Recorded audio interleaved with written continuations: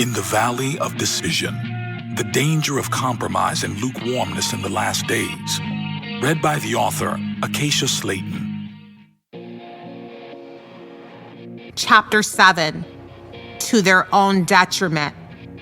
Imagine a man, let's call him Dr. Matthew David Huberman.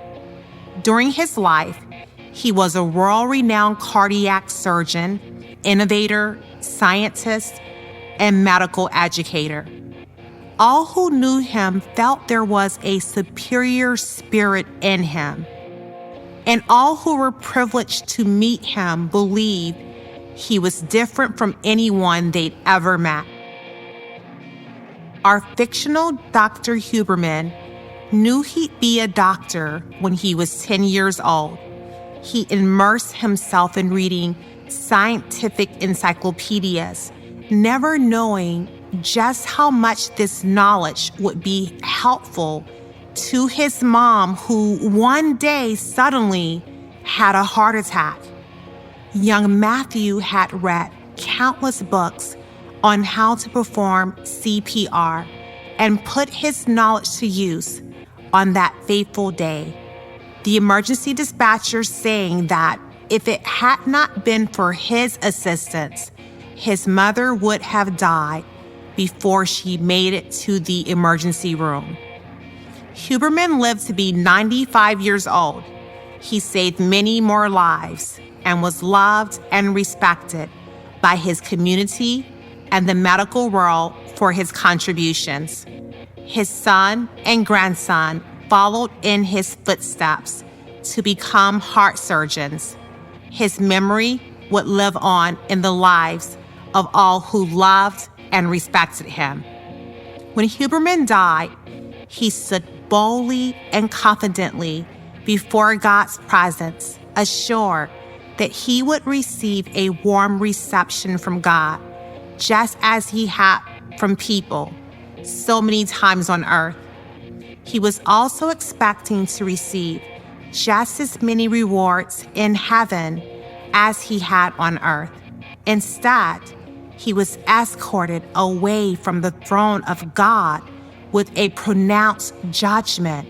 Depart from me, ye worker of iniquity. I know ye not, ye evildoer, for you love the praises of men more than the praises of God. Matthew 7:22-24, John 12:43. Huberman pinched himself and blinked his eyes rapidly to ensure he was awake.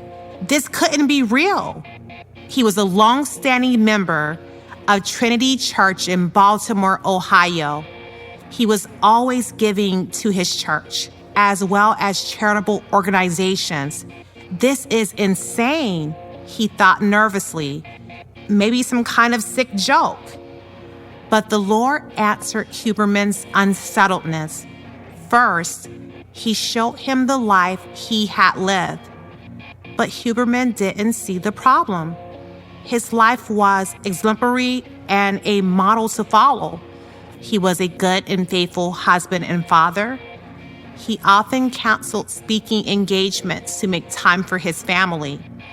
As his life flashed before him, his heart filled with joy and a longing to recapture the memories of when he first met and married his wife, and at the birth of their son, who was now a heart surgeon. He shed some tears. He'd love to go back in time and do it all back over again, just to hold his wife in his arms and see his son take his first step. What was wrong with what he had done? Next, the Lord showed Huberman the life he had destined for him. And in many ways, God's plan for his life mirrored his: a medical career, wife, family, and member of his community. So what was the problem? Huberman couldn't understand until finally God made it clear to him.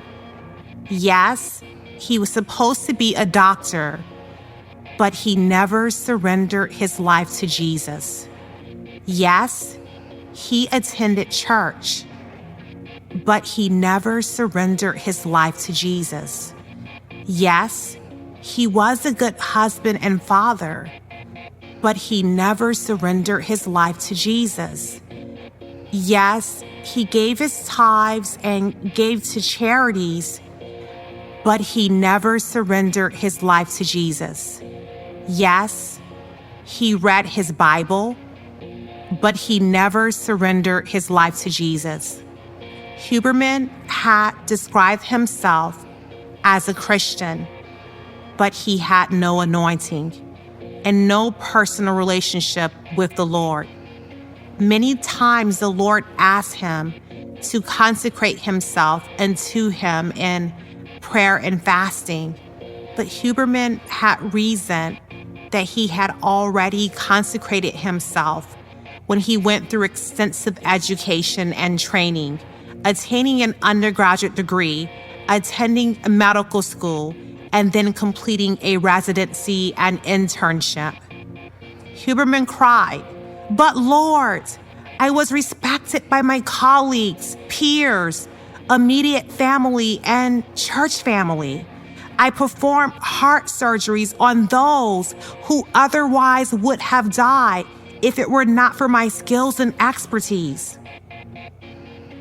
At Huberman's final words, the angel of the Lord opened the gates of hell, and the doctor bowed his head in shame. He was horrified and wept bitterly as he saw before him the faces of the countless people upon whom he'd performed open heart surgeries.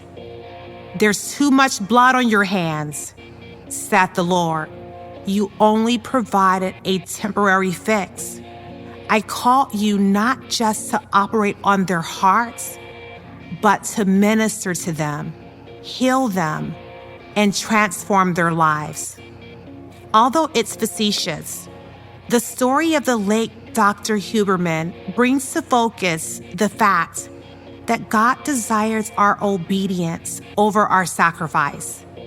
Our accolades and gestures may bring a sense of accomplishment and notoriety before people, but all of that means nothing if we fall short of God's glory for our lives. Huberman's gifts and talents were used for the glory of people, but not God. But on the judgment day, fire will reveal what kind of work each builder has done. The fire will show if a person's work has any value. 1 Corinthians 3:13. An evangelist, Angelica Zambrano from South America, had an out-of-body experience in which she experienced revelations of heaven and hell. Angelica said she doubted she'd have the courage and strength to share the horrific visions of hell, and told the Lord she didn't want to preach. But during her experience, Angelica met a resident of hell whose tragic life experience revealed to her the seriousness of an individual not surrendering to God's will and calling for their life. The Lord told Angelica he had called this woman, who was now in hell, into the ministry at 15 years old. She told the Lord she was too young and she'd yield once she completed school. The Lord called her again, but she said she was married and needed to raise her children. Then the Lord called her again.